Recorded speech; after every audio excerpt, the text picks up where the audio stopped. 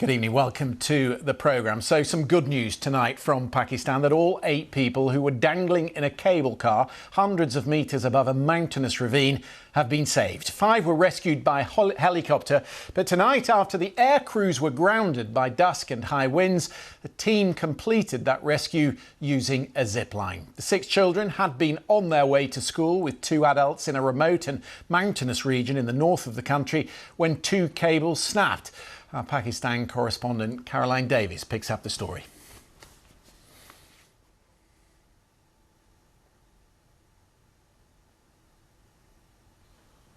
Sorry, I don't think we have that report. Let me just fill in some of the details for you. All 6 children and 2 adults were rescued thanks to that zip wire rescue. There are the pictures here of the last people being brought to land. Caroline Davies spoke to us a short while ago when news of that rescue broke. We have now just had confirmation that all of these individuals, this is 6 children and 2 adults, have now been brought safely back down. Now, this is obviously, I'm running in quickly to tell you this because we've literally just heard this news confirmed by the Interior Minister and then subsequently by people on the ground at the cable car site. We now know that those individuals are all off the cable car. The vast majority, of course, were rescued by locals and rescue workers who were taking them from the cable car using a zip wire. Initially we'd seen one rescue that had taken place with an army helicopter that had dropped a rope down and been able to take people out that way. One child was rescued that way, but the remainder through the zip wire system. Now, it seemed very difficult doing this with the helicopter because there were strong winds. There was a major concern about the draft and the wind that was being created by the helicopter's blades as well on this very precariously hanging cable car. And it seems now that even though it is late at night here, it is gone 11 o'clock at night here in Pakistan, but that the final individuals are now out of the cable car and are now safely and back on firm ground. Caroline Davies there with her instant reaction to that rescue. We have dusted off her report. Let's play that for you. Hanging over a perilous drop with just a rope to safety. As an army helicopter hovers over the cable car, a leap, then swept away to safety as the crowd cheers. This was the moment many hoped for, the first rescue after hours. Makeshift cable cars are common in the rural mountains of Pakistan, taking minutes over ravines, while roads take hours. Children were on their way to school when one cable snapped. At first, army helicopters couldn't rescue them. Buffeted by winds, scared the downwash from the blades could make the situation worse. On the ground, frustration. After the first rescue, saving the others inside became more complicated.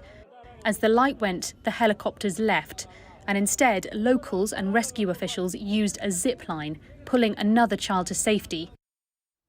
Well, let's get some perspective on this with Jay O'Donnell. He's a former winchman with Cornwall and Devon Search and Rescue, ex-Royal Navy Search and Rescue. Thank you very much for being with us, Jay.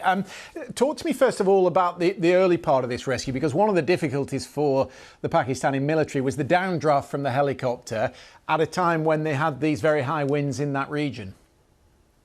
Yeah, I mean, a massively challenging rescue from start to finish. It's great effort and a great outcome, but the aircraft side of things had so many challenges with the height of the aircraft, what it was operating at, and the engines that will be working at full tilt really to keep those aircraft in the air, not least the gusts of wind and of course the rotor downwash, which could have caused major issues for the rescue and the cable car itself. What is the challenge for the winchman in a position like that? It's a bit of an unknown. This is quite a unique job. I've done many different jobs from ships to cliffs to all sorts. But to go to a cable car that's dangling is quite unique. So there's many unknowns, and it would have meant a lot of planning had to have taken place. And of course, the dangers to the winchmen. How do you get to them? How do you keep them safe? How do you stop them coming out before you're ready? And of course, your own protection of the wire. If the winch wire creates any sort of friction on the cable itself, you could part the winch wire, and whoever's on the winch at the time could be at the bottom of a ravine. So a lot to think about. Yeah, because I imagine, I mean, I can't imagine what they were going through just dangling by that wire. But one of the dangers, presumably, to the winchman is panic, that they jump before he's ready. Yeah, jump, grab, and also everything in between. And we see this in rescues, especially at sea. If you're stuck on a rock or a ship and it's going down, you know, people don't react as you want them to and how you would expect them to. It's sort of every person for themselves, and so it's a real concern and something that you know the rescuer needs to think about to keep themselves safe. There was a moment tonight where we thought 3 of the people, 2 of the children and the teacher, were going to be left behind, dangling there through the night because, of course, they couldn't get the aircraft off the ground, not in the darkness. Does it become a little bit easier for those on the zip lines if there are fewer people in the cable car? I guess so. I mean, you've got less weight on the cable car, and you know, maybe it swings more or less depending on the strength of the winds. I mean, it's a fantastic effort, and I'd be really keen to see how they got the zip wire set up. And of course, there was many questions of why can't the aircrew fly at night? And of course, it depends on the equipment they've got and the training that they've had.